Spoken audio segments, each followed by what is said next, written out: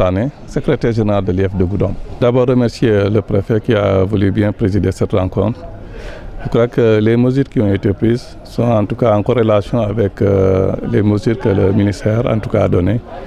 Et nous sommes en phase avec ces mesures. Concernant la préparation des écoles, on peut retenir qu'aujourd'hui, pratiquement, les maires qui sont là présents ont donné des assurances qu'à ce niveau, ils ont en tout cas respecté les engagements et que le service d'hygiène, dans les jours à venir, à compter du vendredi, va commencer donc à désinfecter les écoles après le désherbage. C'est pourquoi à ce niveau, on est très rassurés et on s'est dit qu'à partir du 2, les enseignants pourront fréquenter les écoles et les élèves aussi pourront en tout cas intégrer les classes à partir du 5, puisque toutes les mesures en tout cas envisagées sont en tout cas prises par les autorités. Concernant en tout cas nos écoles, nos structures, nous pouvons dire qu'à ce niveau, on n'a pas d'école inondée. Il y a peut-être certaines classes qui sont endommagées par en tout cas le vent pendant l'hivernage, mais cela aussi n'empêchera pas de pouvoir démarrer les cours le 5. Et ce qu'on fait comme d'habitude, s'il n'y a pas peut-être assez de classes, on procédera donc à la rotation pour permettre en tout cas aux élèves de démarrer les cours à temps, notamment en tout cas les classes qui sont donc des priorités, notamment donc le CM2, qui pourront démarrer les cours dès la rentrée. Nous sommes prêts comme d'habitude. Dès le 2, de toute façon, nous ferons le point pour le personnel, voir qui est là et qui n'est pas là.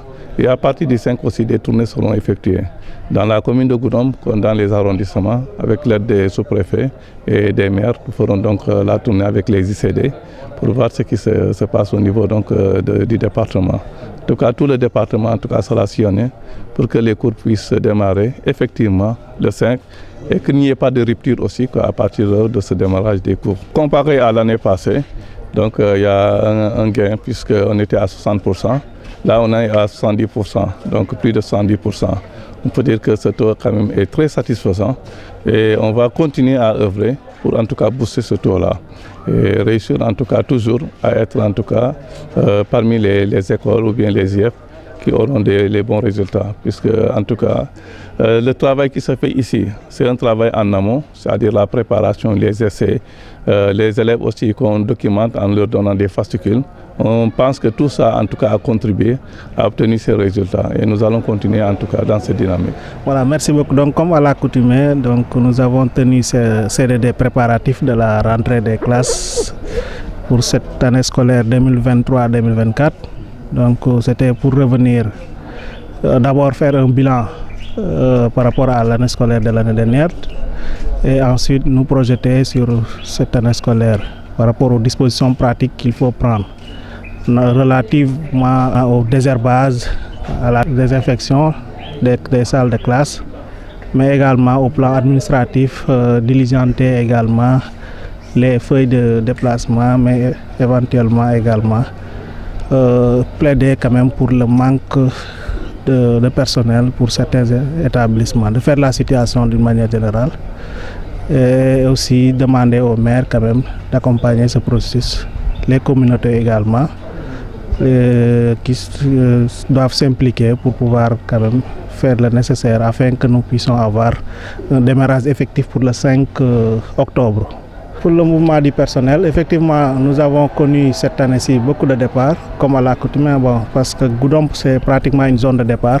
Chaque année, nous enregistrons quand même beaucoup de départs d'enseignants, au plan moyen, sur le plan, en tout cas au niveau moyen et au niveau élémentaire également. Nous avons pratiquement un gap de presque de 63, en tout cas, enseignants. Donc, c'est ce qui nécessite quand même qu'il y ait d'abord une réaction rapide du niveau central.